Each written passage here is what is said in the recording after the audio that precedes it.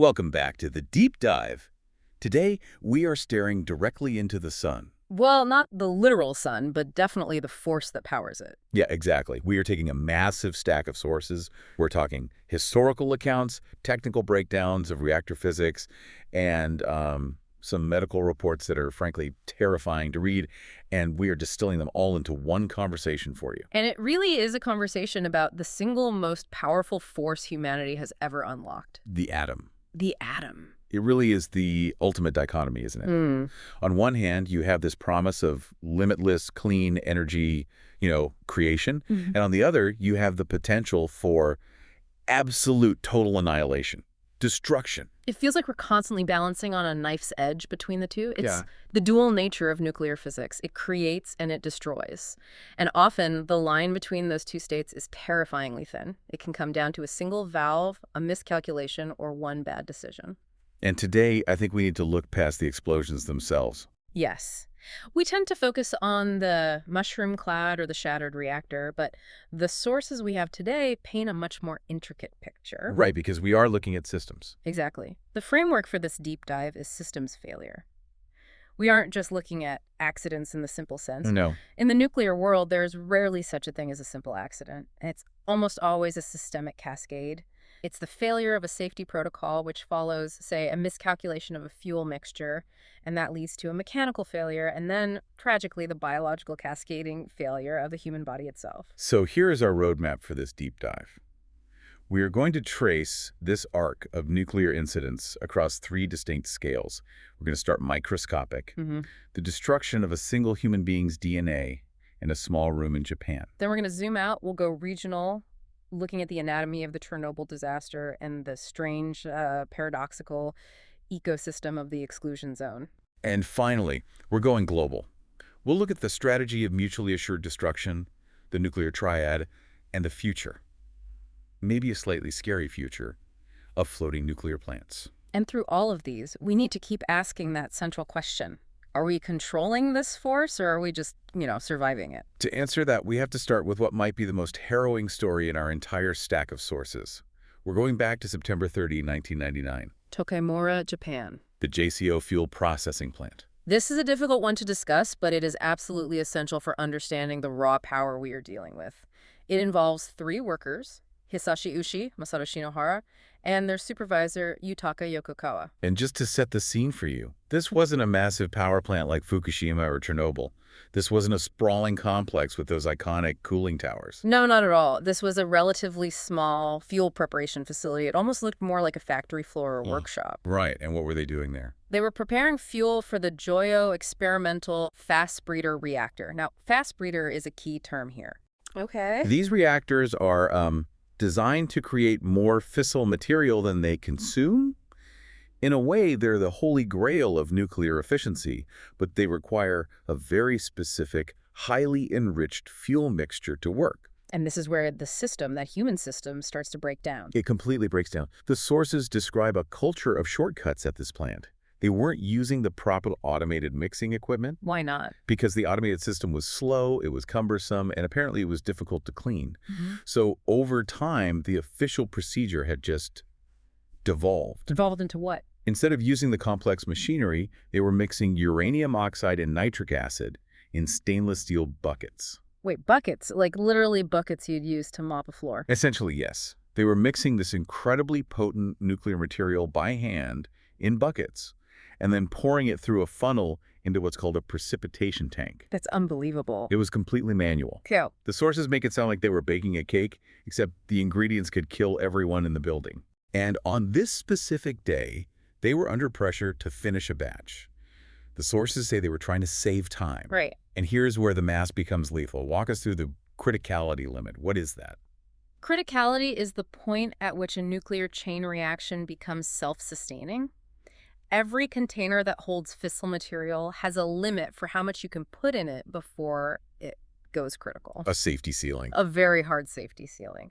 For this specific precipitation tank, the regulation limit was 2.4 kilograms of uranium. Okay, 2.4. If you stay below that, the neutrons that are naturally emitted by the uranium just escape the mixture and nothing happens. It's stable. So 2.4 kilograms is the magic number. It's the never exceed number. Hisashi Ouchi, who was standing on a stepladder holding the bucket, poured in 16 kilograms? 16. 16. That's not a margin of error. That's not a slight miscalculation. That's almost 7 times the legal limit. It is. How does a mistake that big even happen? Because they were bypassing all the official measuring steps to speed up the process, they thought they could just eyeball it, but they didn't understand that the geometry of the tank is just as important as the mass. Geometry. How does shape matter? In nuclear physics, shape is everything. If you have uranium spread out thin on a flat pan, for example, most of the neutrons escape into the air. But this tank was tall and narrow, Okay. and crucially, it had a cooling jacket around it filled with water. Water is a fantastic neutron reflector. Oh. So Ouchi pours in 16 kilograms. The uranium atoms start splitting naturally as they do. They release neutrons. But instead of flying away harmlessly, those neutrons hit the water jacket. And bounce right back into the mix. They bounce back into the tank and hit other uranium atoms, And those atoms split, releasing even more neutrons. which bounce off the water and split more atoms. It's exponential growth. In a fraction of a second, that tank didn't just get hot. It became a nuclear reactor. An unshielded, open-top nuclear reactor in the middle of a room. Yes, and that's when they saw it, the blue flash. Cherenkov radiation. It's a haunting phenomenon. It happens when charged particles, in this case neutrons and electrons, are moving through a medium, like the air or the liquid, faster than the speed of light in that medium. Right, not faster than light in a vacuum, but in that specific substance. Exactly. It creates a shock wave, but instead of sound, it's a shock wave of brilliant blue light. So Ouchi is standing over the tank, pouring. He sees this blue flash. The gamma radiation alarms start blaring, and the damage is instantaneous. It is. Let's talk about the dosage, because the numbers in the medical reports are just staggering. They are hard to even comprehend. We measure radiation absorption in a unit called sieverts. For context, the annual limit for a nuclear worker is 50 millisieverts. That's 0.05 sieverts. Okay, 0.05 per year. A dose of 7 or 8 sieverts is considered 100% fatal for a human being. It's an absolute death sentence. 8 sieverts. Hisashi Ouchi received 17 sieverts. In a split second, he was bombarded with a beam of neutrons. This wasn't just surface radiation like a sunburn. Neutrons penetrate deep into the body. They go right through you, colliding with the nuclei of your atoms. So it's like standing at the epicenter of an atomic explosion. That's the equivalent dose, yes. He was effectively standing inside the core of a small reactor. And the other man. Masato Shinohara, who was standing nearby, received about 10 sieverts, also fatal. Their supervisor, Yutaka Yokokawa, was at a desk about 4 meters away. He received 3 sieverts. Which is survivable. Survivable, but a massive life-altering dose that would cause severe health problems. But Ouchi. I want to get into the medical reality of what 17 sieverts does to a person, because looking at the timeline, it's deceptive. How so? He arrived at the hospital, and he was conscious, he was talking, he had some redness on his skin, and his hands were swollen, but he didn't look like a man who had just received the highest radiation dose in human history. The walking ghost face. That's what it's called. It's terrifying. The body is in shock. He vomited, he was disoriented. But the real damage, the apocalyptic damage, is happening at the cellular level, completely invisible to the naked eye. The radiation didn't just burn him. It shattered his chromosomes. The sources use this phrase, zero DNA. It's a chilling but scientifically accurate description. When the doctors at the University of Tokyo Hospital looked at his bone marrow cells under a microscope to assess the damage, they couldn't find any chromosomes. They were just scattered black dots. So the double helix structure was gone. It was annihilated. The radiation had smashed the strands of his DNA into confetti. There was no order, no structure. I want to pause on that for a second. DNA is the blueprint. It's the instruction manual that tells every cell what to do, how to divide, how to repair itself, what its job is. Yeah. Exactly. And without DNA, a cell can still live for a little while on its existing proteins, but it cannot replicate. It cannot generate new cells. It can't heal. So Hisashi Ouchi became a biological entity with a fixed expiration date. His body was a house where the blueprints were burned, the construction workers were all fired, and the supply of new materials was cut off. And the first system to fail was the one that needs the most constant replenishment. The immune system. White blood cells have a very short lifespan. They need to be constantly replaced by bone marrow. But Ouchi's bone marrow was dead. So his white blood cell count just plummeted. Within days, it dropped to near zero. He had no immune system. He was essentially defenseless against the bacteria living on his own skin, in his mouth, in the air. So they had to put him in a sterile room. A sterile bubble, yes. No. But the threat wasn't just from the outside, it was now coming from inside. The next barrier to fail was his skin. This is the part of the report that's hardest to read. It is. Skin cells also replicate constantly. We are always shedding our old skin and growing new layers from underneath. Ouchi's old skin cells died off naturally, but there were no new cells coming up to replace them. The sources describe what happened with the medical tape for his IVs. Yes. When the nurses tried to remove the tape, the skin came off with it. It just lifted off his body. It just lifted off, leaving the raw tissue underneath. And it wasn't just where the radiation hit him from the front. The neutrons passed through him, so he had radiation burns on his back, on his legs. Eventually, he lost the ability to retain bodily fluids. The report said he was losing liters of fluid a day. Through his pores, he was literally leaking plasma and blood because the structural integrity of his tissues was dissolving. They had to pump fluids into him 24/7 just to keep his blood pressure from collapsing. It was like trying to fill a bucket that has slowly turned into a sieve. And yet, they kept him alive for 83 days. This brings up the massive ethical question. This is why Why keep him alive through that? it was an extremely controversial decision, even at the time. You have to understand, the doctors at the hospital had never seen anything like this. This was uncharted medical territory. They believed, at least initially, that they might be able to save him. So they tried some radical procedures. They did. They tried a peripheral stem cell transplant from his sister. The idea being, give him a new immune system, give him new bone marrow. Exactly. A fresh start. And for a brief, hopeful moment, it actually looked like the sister's cells were taking hold in his body. They started to multiply. They were generating new blood cells. But then they discovered something truly horrific. The radiation wasn't done with him. What do you mean? The initial neutron blast had done more than just shatter his DNA. It had transmuted some of the stable elements in Ouchi's own body, specifically the sodium in his bones and his blood, into radioactive isotopes. Wait, so his body itself had become radioactive? His own body was emitting radiation. So when they put the sister's fresh, healthy stem cells into his system, the radiation coming from Ouchi's own bones attacked and killed the new cells. His body killed the cure. His body was killing the cure. It's a nightmare scenario. And he was awake for a lot of this. He was conscious. He was in the beginning, and the sources mentioned that around day 11, he started to struggle immensely. He reportedly said, "I can't take it anymore. I am not a guinea pig." I am not a guinea pig. That just sticks with you. It does. The doctors were in an impossible position. They had a duty to preserve life, and they were, frankly, learning invaluable data about acute radiation syndrome that might save others in the future. But the human suffering was immense. So they put him in a coma. Eventually, yes. Oh. The pain became unmanageable. His muscles began to literally peel away from his bones. His intestines started to dissolve, causing massive internal bleeding. And on the 59th day, his heart stopped. It did. And the medical team resuscitated him. They brought him back. They brought him back. His heart stopped 3 times in the space of 1 hour, and 3 times they brought him back, using drugs to force his heart to beat, even though the muscle tissue itself was falling apart. For what purpose? That's the ethical abyss.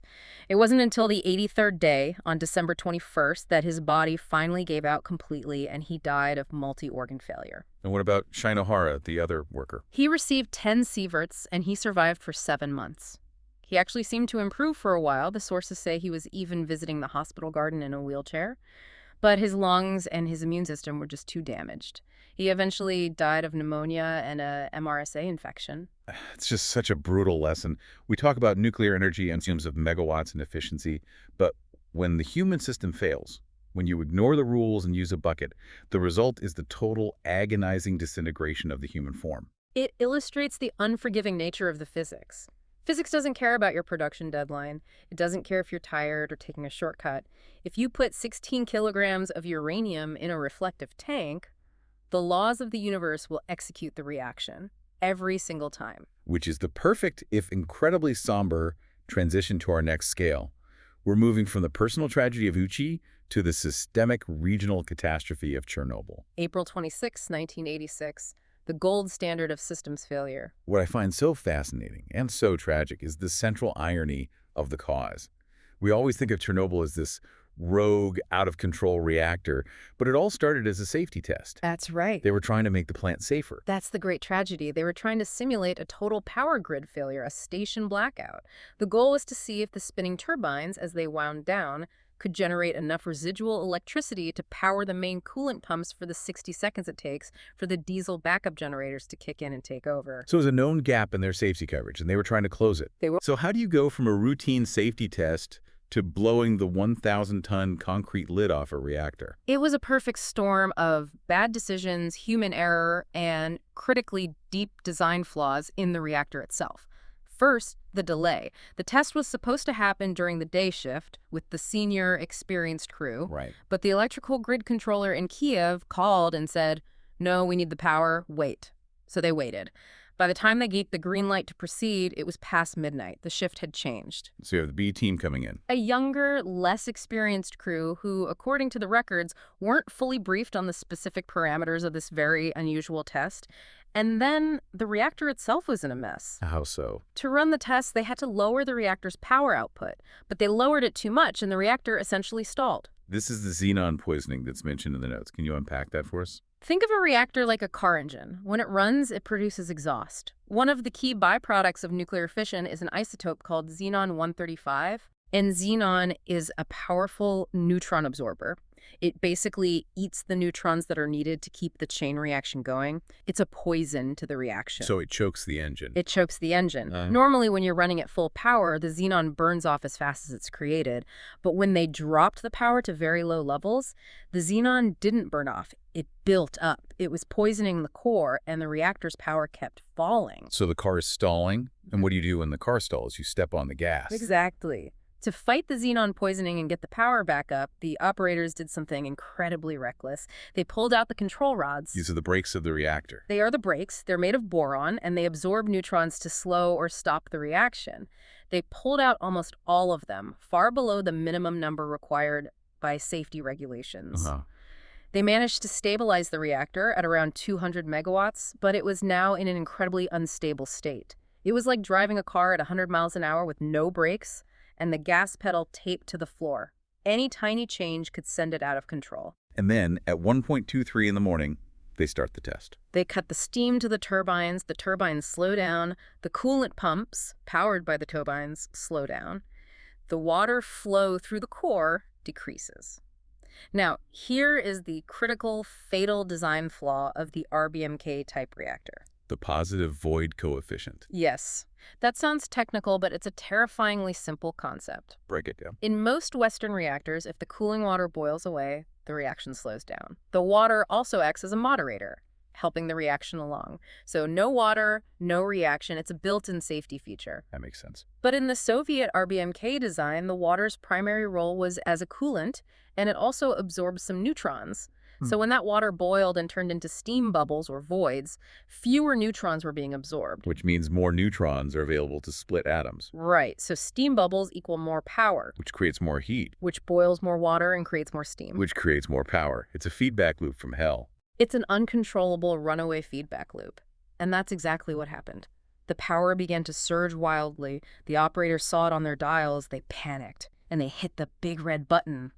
EZ5. The emergency scram button, the last resort. It's supposed to drop all the control rods back into the core instantly and kill the reaction. It is the ultimate failsafe. Except, on this reactor, in this specific situation, it was the trigger for the explosion. Because of the tips. Because of the tips. The control rods were made of boron, which stops the reaction. But the tips of the rods, the first part that enters the core, were made of graphite. Wait, graphite? Graphite is a moderator. It increases reactivity, makes the reaction stronger. Why would you put an accelerator on the tip of your brakes? It was a bizarre cost-saving measure. The graphite tips displaced water in the channels when the rods were withdrawn, which was seen as a minor efficiency gain. Under normal operating conditions, it wasn't a problem. But in this specific condition, unstable core, xenon poisoning, massive steam buildup, it was fatal. So when they pressed AZ5, those graphite tips entered the core first. And for a few crucial seconds, they displaced the remaining water, massively spiking the reaction instead of stopping it. So instead of slamming on the brakes, they injected a shot of nitrous oxide. That's a perfect analogy. The power jumped to something like 30,000 megawatts. 10 times the reactor's normal output. The fuel rods shattered. The water in the cooling channels flashed instantly into steam. The pressure was so immense it blew the 1,000-ton concrete biological shield, the lid of the reactor, straight up through the roof of the building. And that's the first explosion, 1.23.58 a.m. Yes. A few seconds later, a second, more powerful explosion occurred. The core was ripped open to the atmosphere. Oxygen rushed in, mixed with the superheated graphite moderator, and the whole thing caught fire. It became a radioactive volcano burning in the night sky. The immediate response was denial, right? Yeah. The operators couldn't believe the core was gone. Complete denial. Anatoly Dyatlov, the deputy chief engineer in charge, kept ordering them to pump water into a reactor that no longer existed.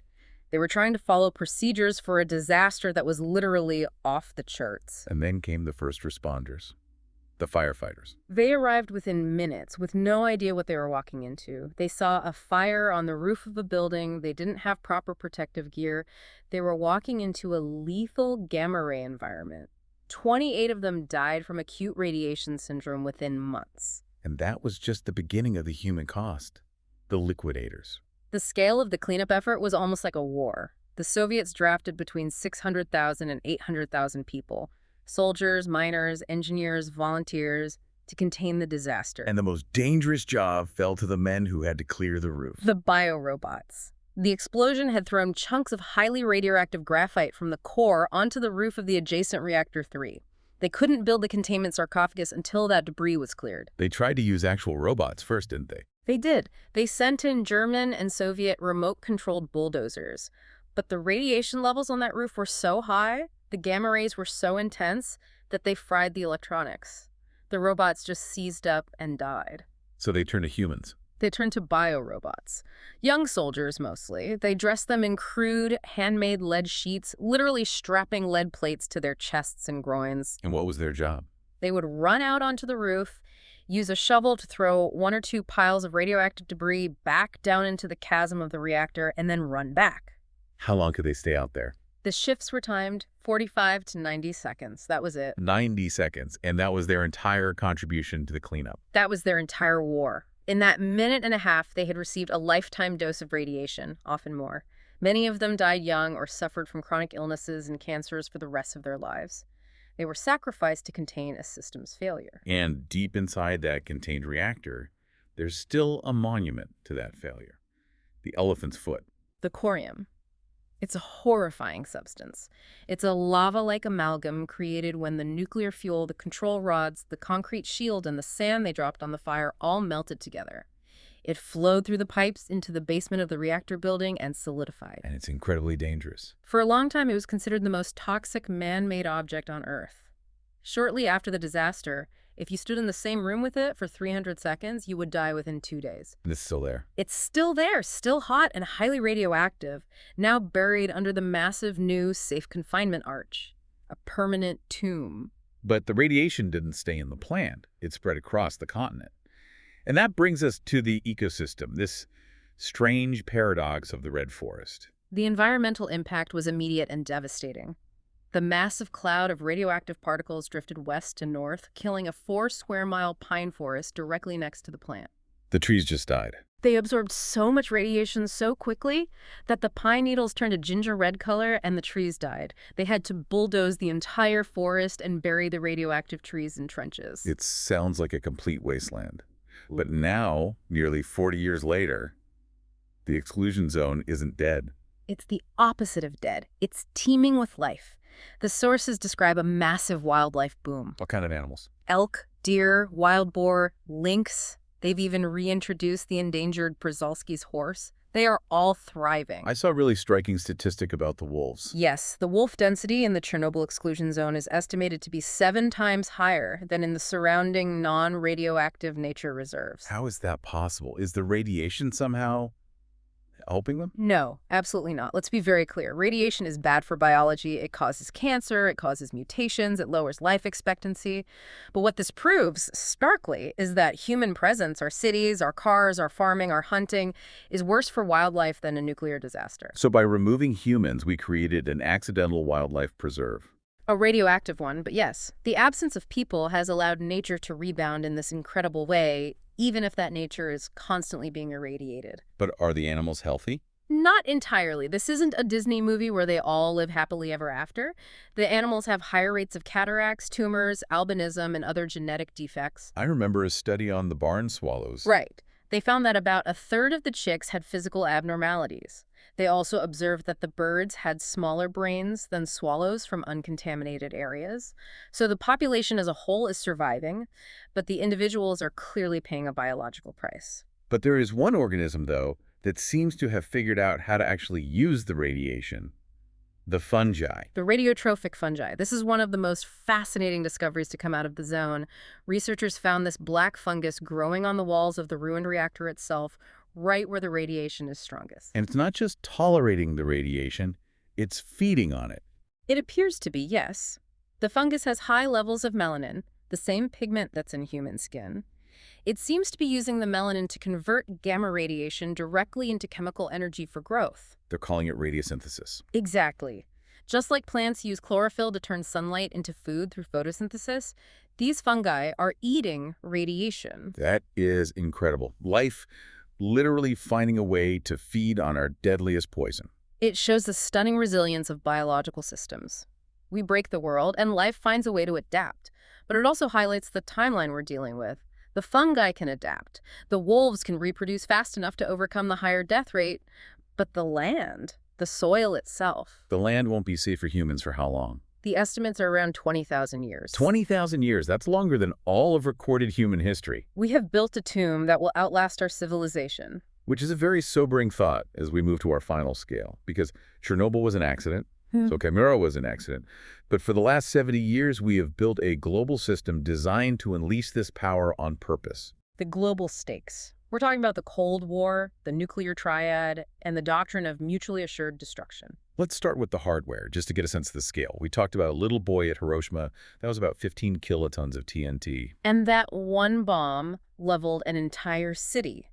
But the weapons we developed in the 1950s and 60s, the hydrogen bombs, they operate on a completely different order of magnitude. The sources mentioned the Castle Bravo test.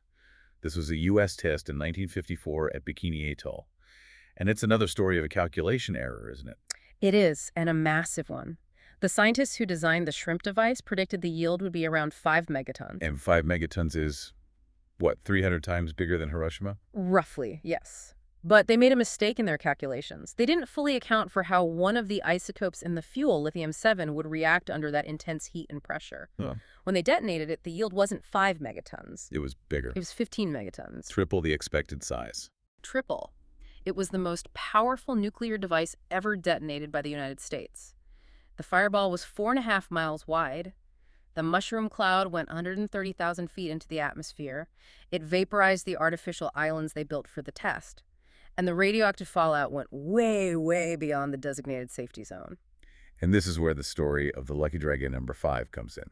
A Japanese tuna fishing boat. They were about 80 miles away, well outside the predicted danger zone. But because the bomb was 3 times bigger than expected, the winds carried the fallout right over them. What did the crew experience? They described a fine, white, ashy snow falling from the sky. It was pulverized coral from the atoll, mixed with deadly radioactive fission products. They were brushing it off their hair, tasting it on their lips. They had no idea what it was. They all got severe radiation sickness. One of the crewmen died. It caused a huge diplomatic crisis. It did. And it proved that with weapons this big, you can't really control the effects. If you drop one, you are poisoning the planet, not just your enemy's city. So if the weapons are this destructive, the only viable strategy is MED. Mutually assured destruction. It's the logic of the scorpion in a bottle. If I sting you, you'll kill me. If you try to kill me, I'll sting you. We both die. Therefore, the only winning move is not to play. But for MAD-D to work, you need a credible threat.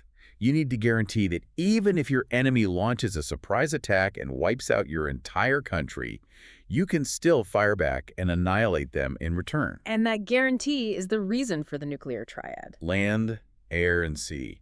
I've heard the term, but I never really understood why you need all 3. It seems redundant. It's all about survivability. Let's break it down. First, you have the land leg. These are the ICBM's intercontinental ballistic missiles, sitting in hardened silos in places like North Dakota, Montana, and Wyoming. The Minutemen missiles. Right. Their advantage is speed, they're ready to launch in minutes, but their disadvantage is that they're stationary targets. The enemy knows exactly where every single silo is. In a full-scale nuclear war, they are the sponge. They are designed to absorb the enemy's first strike. That's a grim thought. The missile silos are meant to draw fire away from cities. In a way, yes. Second leg. Air. These are the strategic bombers, like the B-52s and the B-2 stealth bombers. What's their advantage? Flexibility. You can launch them, have them fly to a holding point near enemy airspace, circle the Arctic, for example, and then, if it turns out to be a false alarm, you can recall them. You can't recall a missile once it's launched. But the downside is they are slow. They take hours to reach their targets. And that brings us to the third leg, the ultimate insurance policy. The C, the nuclear-powered ballistic missile submarines. The boomers. The Ohio-class submarines. Exactly. Each one carrying enough warheads to destroy a small country. They disappear into the vastness of the ocean for months at a time. They run silent. For all practical purposes, they are undetectable. Nobody knows where they are. Not even our own Navy always knows their exact location. They just lurk. And the logic is, even if the U.S. homeland is completely destroyed, even if the White House is gone, the Pentagon is a crater, and every single land-based silo is destroyed, the submarines are still out there, and their commanders have the authority to surface and launch a devastating counterstrike that will erase the attacker from the map. That absolute certainty of retaliation is what, in theory, keeps the peace. So let's talk about the launch itself. We always see the movies with the big red button. Sickles. Yeah, there's no red button. The real process is actually more mundane and more terrifying. It's a process designed to verify identity and intent. It all centers on the nuclear football. The briefcase that a military aide carries for the president. Right. And inside that briefcase isn't a button, but communication gear and a black book, which is essentially a menu of strike options, pre-planned responses, ranging from a single tactical strike to an all-out attack. And the president also carries the biscuit. The biscuit. It's a laminated card, like a credit card, that the president is supposed to carry on their person at all times. It has the authentication codes. When the president wants to order a launch, he opens the football, finds an option in the black book, and then reads the codes from the biscuit to the Pentagon to prove that the order is coming from him. And there are some wild stories about the biscuit going missing, right? Oh, yes. General Hugh Shelton wrote in his memoir that President Clinton apparently lost the biscuit for months and didn't tell anyone. And there's a famous story about Jimmy Carter's biscuit ending up in a suit that was accidentally sent to the dry cleaners.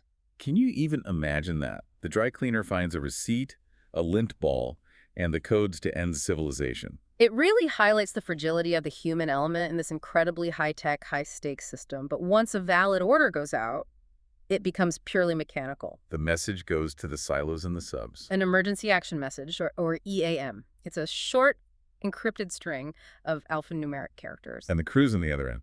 In a missile silo, it's two officers. They're young, usually in their 20s. They receive the message and independently decode it.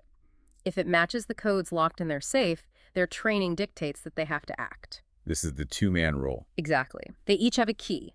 The key slots are positioned too far apart for one person to reach both at the same time. On command, they have to turn their keys simultaneously. Can they say no? Can they refuse the order? Legally, no. They can veto the order if the message looks garbled or if their equipment fails a diagnostic test. But they cannot veto a lawful order from the president because they disagree with it. If the codes match, their sworn duty is to turn the key. There is no button to stop it once those keys turn. The missile is gone. It's a machine designed to remove conscience from the final step. Precisely. The conscience and the judgment are all supposed to be at the very top, with the president. Once the order leaves that room, the machine is designed to take over. So we've covered the microscopic horror of Tokimura, the regional disaster of Chernobyl, and the global stalemate of the triad. But nuclear technology isn't going away, it's evolving. And that brings us to the future. Floating nuclear plants. This really does feel like science fiction, but it's real. Russia's academic Lomonosov. It's basically a giant barge with 2 nuclear reactors on it. That's what it is. It's currently docked in the town of Pavek in the Russian Arctic. The idea is simple. Russia has huge untapped resources in the Arctic: oil, gas, minerals, but no power grid up there. And building a traditional plant on permafrost is an engineering nightmare. A nightmare. So their solution is to build the power plant in a shipyard in St. Petersburg, tow it thousands of miles to the Arctic, and just plug it in. But environmental groups are creaking out about this. Greenpeace calls it the nuclear Titanic or a floating Chernobyl. It's catchy marketing for sure, and the fears aren't entirely baseless. What happens if a barge like that sinks in a storm? You have a reactor at the bottom of the ocean. What if terrorists seize it? It's a mobile, dirty bomb. But the Russian engineers argue it's actually safer than a land-based plant. How does that argument work? It comes down to the type of reactor. Chernobyl was a giant, unstable RBMK design. The academic Lomonosov uses two KLT-40S reactors. These are basically the same small, pressurized water reactors that have been used in their nuclear icebreakers and submarines for decades. So they're proven technology. Proven and designed to be robust. They are built to be tossed around at sea. They have passive safety features that don't rely on external power. They are a world away from the flawed RBMK. What about the Fukushima scenario? A tsunami. That's the most counterintuitive part of their argument. Fukushima was a coastal plant built on land. When the wave hit, it flooded the basement and knocked out the backup generators. The argument for the floating plant is that ships in open water handle tsunamis surprisingly well. The wave passes under you. So, in theory, a floating plant is immune to earthquakes and less vulnerable to tsunamis than a plant on the coast. So it's a trade-off. You trade the stability of land for the mobility and maybe resilience of the sea. And you remove the not in my backyard problem. When the reactor reaches the end of its life, you don't have to decommission it on site. You just unplug it and tow the whole barge away to a specialized facility.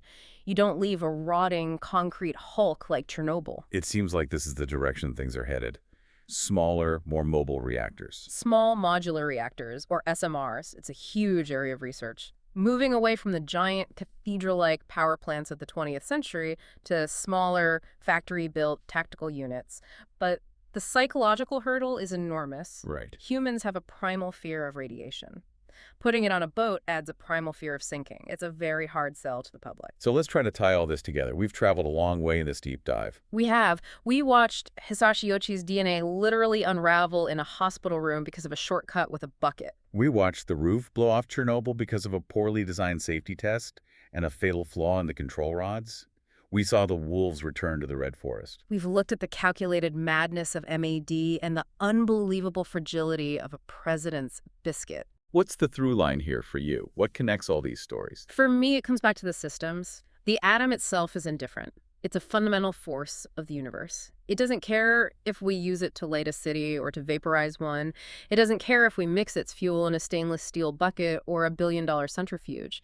It simply follows the laws of physics. It demands perfection from its handlers. And we are not perfect. We are not. We get tired, we get complacent, we take shortcuts, we lose things at the dry cleaners. The entire history of nuclear incidents is rarely about the physics failing. It's about the humans failing to respect the physics. And yet, through it all, life persists.